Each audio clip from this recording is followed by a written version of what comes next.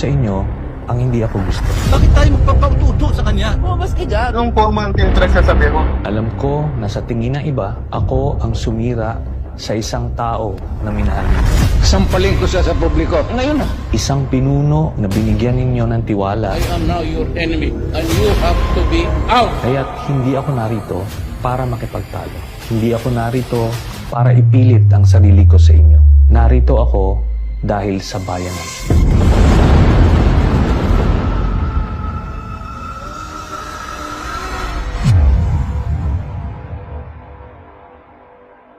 Ilang beses kong tinaya ang buhay ko para mapatunayan ko ang pagmamahal ko sa ating bansa. July 27, 2003, unang nakilala si Lieutenant Senior Grade Antonio Trillanes IV. Isa siya sa mga lider ng mahigit 300 sundalo ng grupong Magdalo na sumugod sa Makati. Pangyayaring tumatak sa kasaysayan at tinawag na Oakwood Mutiny. Ang hiling ko sa inyo ngayong oras na ito ay buksan nyo lang ang isipan ninyo. Hindi ko kayo pipiliting maniwala, pero gusto kong sabihin ito sa inyo. Baka sakaling magbukas ang isip mo. Dahil ang pagmamahal sa bayan, hindi mo pwedeng daanin sa kwentuhan, sa pagpapatawa, sa pagmumura. Madadaan mo ito sa katotohanan. Ito ang buong kwento ko. Noong 2016, nagsimula kaagad ang patayan. You have to shoot them dead. Kami noon sa Senado, sa oposisyon, iniisip namin ano ito nangyayari. Hinihinto ba ito? Kaso araw-araw, daan-daan ang namamatay. Naaalarma kami dahil bilang miyembro ng Senado, ang katungkulan namin ay pumuna ng mga kamalian na nakikita natin sa ating lipunan. Naghain kami ng resolusyon, hindi po ito panggugulo. Ito po ay isang checks and balance ng ating sistema na para siguraduhin na walang maglalabis ng poder sa iba't ibang sangay ng gobyerno. Si Sergeant Arturo Las Cañas ay isa sa mga leader ng Davao Death Squad. Nagbamatigas noon at dinidinay niya lahat ng mga paratang sa kanya. Namatay din ito sa Davao City. Your Honor, I think I'm not in a position to answer, Your Honor. During the investigation, lumabas po si Mr. Edgar Matubato. Siya ay isang original member ng Davao Death Squad simula pa noong 1989 or 1990 at kung saan dinitalye niya kung paano nagsimula yung Davao Death Squad, sino-sino yung mga pinuno nito, paano sila na-organisa, paano sila pumapatay, hanggang nung umalis siya nung mga 2011 or 2012 dahil napagbintangan siya na siya ay pumatay sa isang personalidad. Dahil sa bintang na ito, si Edgar Matubato ay tumakas papuntang Maynila at nag-walk-in siya sa Department of Justice noong 2014. Bakit po nandito kayo? Para malaman ng taong bayan ang ginawa namin sa Davao City. Para mabigyan ng katarungan yung lahat, yung namamatay ng mga inosente. Siya ay kinwestiyon ng NBI agents, tinitingnan kung totoo ang kanyang storya at dito na nga mas lumalim yung investigasyon. Yung lahat ng mga pinangalanan ni Mr. Matubato na mga miyembro ng Davao Death Squad, na mga miyembro rin ng Philippine National Police, ito ay pinatawag namin sa Senado. Itong si Sergeant Arturo Las Cañas, kinalaunan, siya ay umamin na totoo nga lahat ng mga sinabi ni Edgar Matubato at mas marami pa siyang sinabi tungkol sa Davao Death Squad. I would like to ask for an apology and understanding of what I had said because I'd like all the testimonies of Edgar Matubato against myself. Sila talaga ang nag-organisa nung Davao Death Squad under Mayor Rodrigo Duterte. At ang mga sinalaysay nila Edgar Matubato at Arturo Las Cañas ang mga naging basihan ng unang communication na naisampa sa International Criminal Court. Ito ay nung panahon na naging miyembro tayo ng ICC noong November of 2011 hanggang March of 2019. Si Arturo Las Cañas, masasabi ko na meron siyang photographic memory. Kaya nung siya ay in-interview na ng ICC investigators, isang linggo siyang na cross-examine. Sinubukan talaga, balibalik ta rin yung kanyang testimonya, pero pare-parehas ang lumabas na mga detalye. Ilang mga specific cases ng murder ang isinama niya sa kanyang 186-page affidavit kung sino yung mga miyembro ng hit squad, sino yung nag-drive ng getaway vehicle,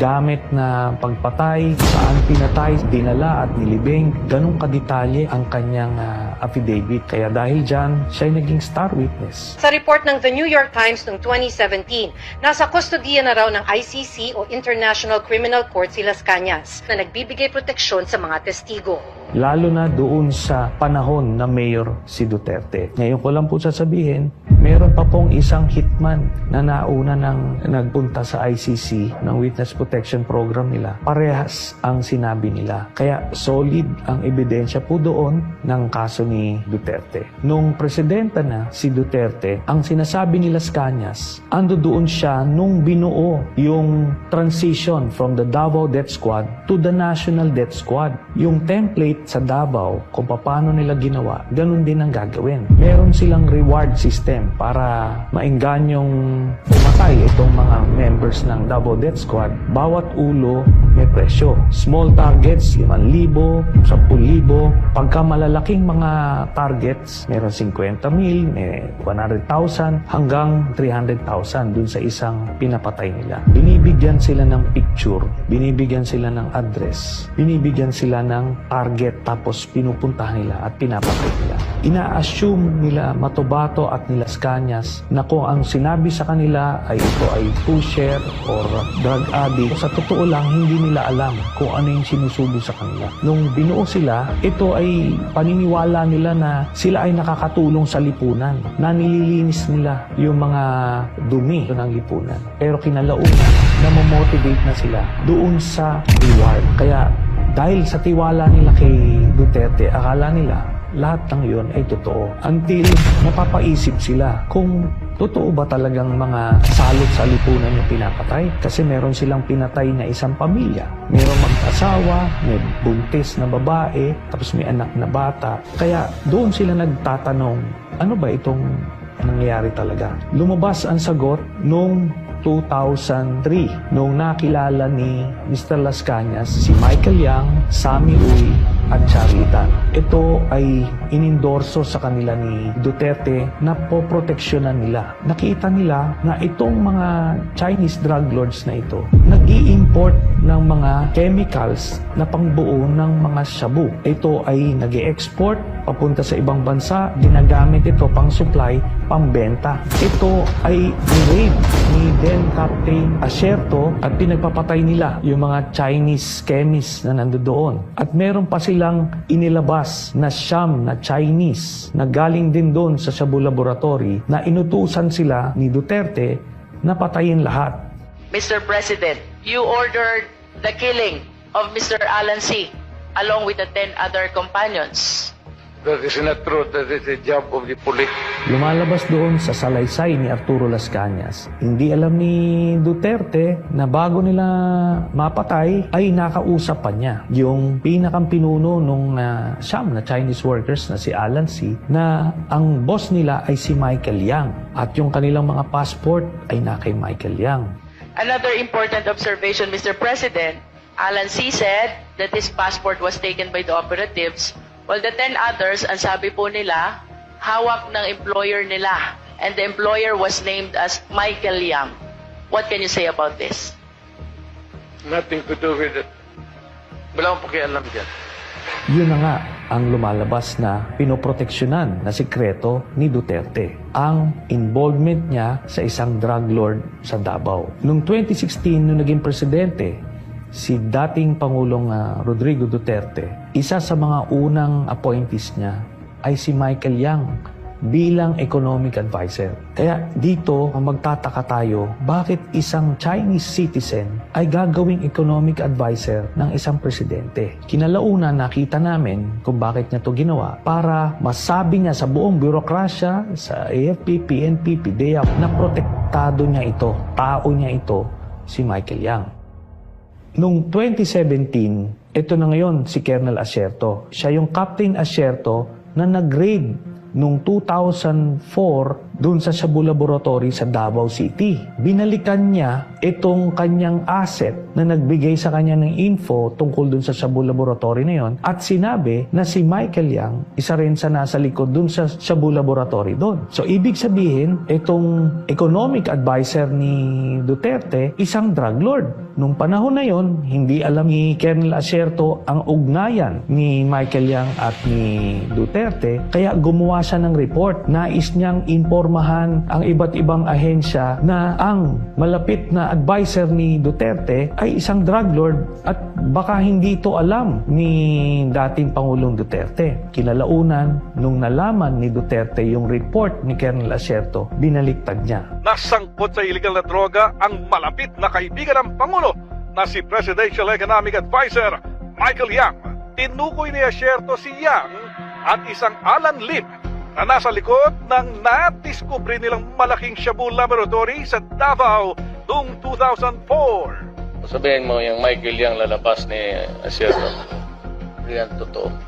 Humingi ng tulong si Asierto sa isang religious group dahil may plano umanong ipaligpit siya sa halagang 15 milyong piso. Si Colonel Asierto ngayon ang pinagbintangan na isang drug lord at siya ay pinapapatay sa publiko. Sa takot ni Colonel Asierto, siya ay nagtago hanggang ngayon. Siya na rin ay isa sa mga titistigo sa International Criminal Court. Sa madaling salita, habang pinapamuka ni dating Pangulong Rodrigo Duterte ang mga pagpatay sa iba't ibang pushers, dealers, yung mga Chinese chemists na galing sa ibang triad na nasa loob ng kulungan, na ito ay naisalaysay dun sa Quad Committee hearings. Nasa likod pala nito ay i-import nila ang mga shabu sa pamamagitan ni Michael Yang, Charlie Tan at Sammy Uy. Ito ay dinadaan sa customs para makontrol nila ang supply galing sa ibang bansa. Merong isang beses yung sa magnetic lifters, nakita na mismo ng mga K9 positive na merong shabu, pero at binabaliwala ni Duterte at ina-arbor kung sino man. They were assuming that for those metal magnetic content, so the borehole, there was nothing there. It was pure speculation. Ayon sa PDEA, naabutan nilang butas at walang laman ang lifters dahil naipusulit na ang droga palabas ng warehouse. Kaya ni isang drug lord ay walang nakasuhan dun sa mga tonetoneladang mga na-import na shabu. Ang nagpapacilitate nitong lahat, una-una si Pulong Duterte, ang kanyang son-in-law na si Mans Carpio, ang Customs Commissioner Nicanor Faeldon, at iba pang mga personalidad na nakadikit kay Duterte mismo. Ang nangyari ngayon, ang mga hindi kasama dun sa kanyang sindikato, ito yung mga pinapatay. Kaya akala nung mga kababayan natin na talagang may nangyayaring patayan ng mga involved sa illegal drugs. Hindi totoo ang war on drugs. Ito ay ginawa lang ni Duterte para panglihis dun sa intensyon niya na i-monopolize or i-control ang drug trade dito sa bansa. Kung may totoo lang maski isa, I will hang myself in front of you. You can summon, I will sign a waiver, all banks. Will the former president be okay that if we draft the waiver now instead of tomorrow? Will you be fine with that, Mr. President? Anong kapalit, sir? Hindi, sampalin ko siya sa publiko. Hindi, wala naman. Ngayon na. Lulo mo kaya. Isa sa na-discover namin na mga impormasyon, ito ay naibigay sa akin noong 2016, ay yung bank accounts ni Duterte at ng kanyang pamilya. At ang nilalaman nito ay nakakagulat. Nakita namin na daang-daang milyon ang pumapasok sa mga accounts ni Duterte. Joint account si Sara Duterte at si Pangulong Duterte. Every 6 months, may pumapasok na dividendo galing kay Sammy Uy papunta sa accounts ni Duterte, ni Sara, Baste, Pulong at Hanilet. Lahat ito tumototal ng 40 to 55 million every 6 months. Buong pamilya ng Duterte ay kumikita sa illegal drugs. Dahil sa impeachment case ni Sara Duterte, ang mga bank accounts na ito ay lalabas at makikita ninyo na si Sammy Uy ay nagbibigay ng pera kay Sara Duterte at buong pamilyang Duterte. Ang buong paniniwala natin na si Duterte ang pinakang galit sa illegal na droga. Pero ang katotohanan, siya pala ang may pinakamalaking drug cartel dito sa Pilipinas. Ito pong mga impormasyon na to ay nakalap namin. Hindi po ito gawa-gawa at nakita natin ito ay nasuportahan nung kaso mismo ng International Criminal Court. Hindi magsisimula ang kaso ng ICC kung yan po ay gawa-gawa lang. Napakagagaling po ng mga investigador dyan. Hindi ka pwedeng gumawa-gawa lang ng kwento dyan. Hindi lang droga ang kinasangkutan ng sindikato ni Duterte. Nandiyan na yung Pharmally at yung iba't ibang pinagkakitaan nung COVID. Isama na rito yung Sinovac na vaccine na tinubuan nila ng 2,000 piso bawat isang vial at umorder sila ng 50 million vials. Sa madaling salita, 100 billion pesos ang kinita sa isang transaksyon na ito. Ito rin ang dahilan kung bakit pinigilan nila ang pagpasok ng Pfizer at Moderna at inuna nila yung pinakamahinang klaseng vaccine para sa mga Pilipino. Nandiyan na rin yung mga mass personal protective equipment, yung face shield, yung mga ventilators, yung mga rapid tests, yung RT-PCR at iba pang mga gamit nun. Yung inaakala ninyo na natulungan kayo noong panahon ng pandemic, ang totoo nito ay pinagkakitaan pa tayo. Ang sindikato ni Duterte rin ang nagpasok ng mga pogo sa Pilipinas. Itong pogo ay naging pugad ng iba't ibang krimen. Human trafficking, cyber pornography, money laundering at iba pa. Na-discover nga dito sa mga Quadcom hearings na lumabas yung mga pangalan nila Alice Guo, at iba pa. Makikita natin dito, si Michael Yang ay kasama sa Pharmally, kasama rin siya sa Pogo, at kasama siya sa drug cartel. Sa makatuwid, ang pinaglingkuran ni Duterte ay hindi Pilipino, hindi kayo, kung hindi si Michael Yang ng China. Sa mga nagsasabi na ang lahat ng mga nangyaring ito ay isang political na away between Marcos at Duterte, 2017 pa lang ay final ko na ang kaso. Wala pa po sa pwesto si President Marcos. Halos 8 taon na inimbestigahan ito ng ICC. Nabunga lang ito ngayong panahon na presidente si President Marcos. Hindi po ito panggigipit kay Duterte, kundi isa po itong katunayan na mayroong hustisya sa mundo. Kaya patuloy ko pa rin itataya ang buhay ko para sa inyo.